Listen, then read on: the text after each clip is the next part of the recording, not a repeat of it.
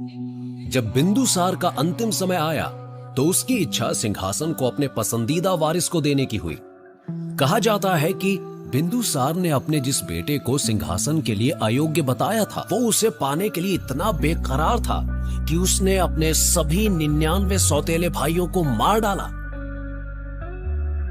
किसी राजा जैसी शानदार पोशाक में वो अपनी अंतिम सांसें ले रहे पिता के सामने पहुंचा और बोला, अब मैं इकलौता वारिस हूं तुम्हारा। और वो इकलौता बेटा था अशोक, और ये तो बस उसकी शुरुआत थी।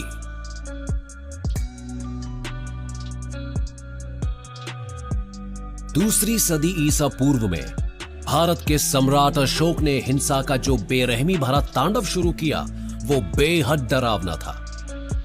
जब अशोक के मंत्रियों ने उनके इस आदेश पर हिचकिचाहट दिखाई कि महल के चारों तरफ मौजूद फलदार पेड़ों को काट दिया जाए, तो उनका जवाब था, ठीक है, तो फिर तुम्हारे सिर कटवा देते हैं।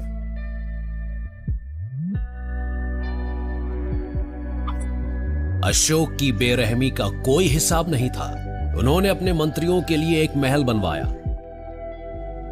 मंत्रियों को मालूम नहीं था कि इस महल में ऐसे उत्पीड़न कक्ष थे जिनमें मारने के 5 सबसे तकलीफदेह तरीके मौजूद थे।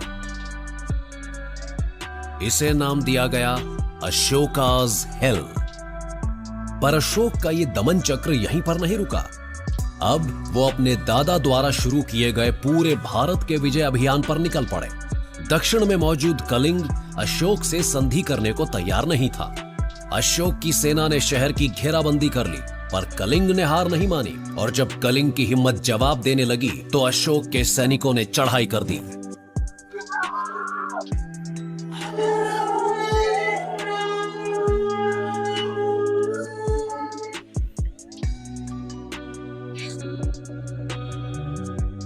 अशोक अपनी जीत का आकलन कर रहे थे कि तभी उन्हें एक शख्स सामने खड़ा नजर आया।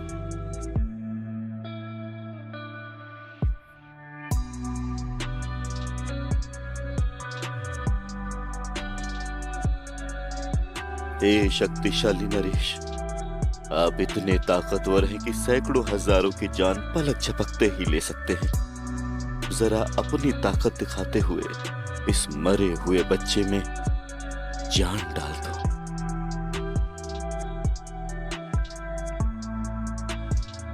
आखिर ये निडर भिक्षु कौन था जिसने अशोक को उनके युद्ध अपराधों की याद दिलाने की हिम्मत की?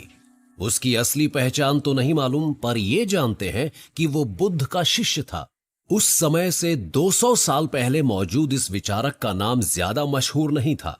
बुद्ध संदेश देते थे, अहिंसा, बोध और करुणा का। उनके अनुयायी धन वैभव को त्याग कर पूरी दुनिया में घूमते हुए अपने जीवन को मिसाल बनाकर बुद्ध के संदेश फैलाते रहते थे। ये भिक्षु उन्हीं में से एक था, और अपनी हिम्मत और अक्लमंदी से उसने एक बेरहम राजा में भी करुणा जगा दी, और अशोक हमेशा के लिए बदल गए। उन्होंने कत्लेआम वाली जगह ये स्तंभ बनवाया। ऐसे और स्तंभों का भी निर्माण करवाया गया। इस पर अशोक के शुरुआती संदेशों में से एक दर्ज था, सभी लोग मेरी संतान हैं, और मैं चाहता हूं कि मेरी सभी संतानों का कल्याण हो, वे प्रसन्न रहें।